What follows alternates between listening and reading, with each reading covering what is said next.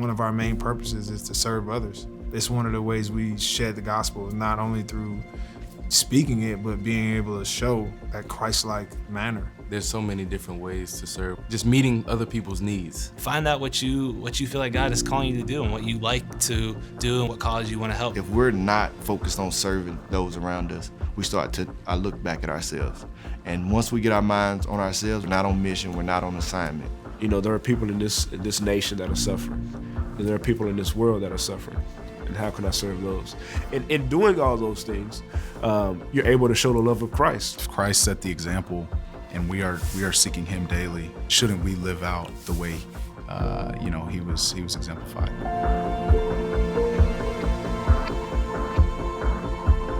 When you read Mark 10:45, there's an exchange that's happening there that's saying, whatever it takes for you to have peace and have a connection with God, I'll do that.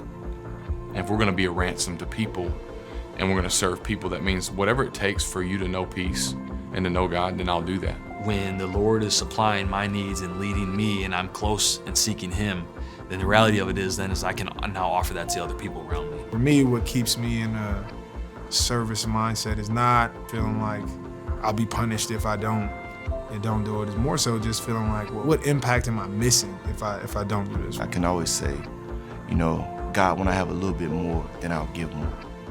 When I have a little bit more time, when I'm not as busy, I'll serve more. I'll spend more time doing things that are uplifting to your kingdom.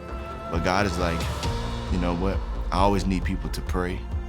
I always need people that'll give, and I always need people that'll go. Well, I like to give a lot of wisdom to the young people, the young and upcoming generation, because they're so easily influenced right now by many different things that, this can impact their lives going forward. I've actually been to Honduras to actually see some of the work where people didn't have access to clean water and what it's done for those communities. I've had somebody reach out to me, help me out at every key point in my life, whether it was watching my dad grow up and seeing how he really served the community.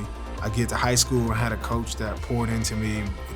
I get to Ohio State and play under a coach, Jim Tressel, who taught me all about faith, integrity. So I know the importance of all of those small opportunities. That's the heart of serving, is just desiring so much that you would be willing to give up of yourself, of your resources, because you believe in so much in what you've surrendered to, that serving, becomes a posture of life and it becomes a way that you live.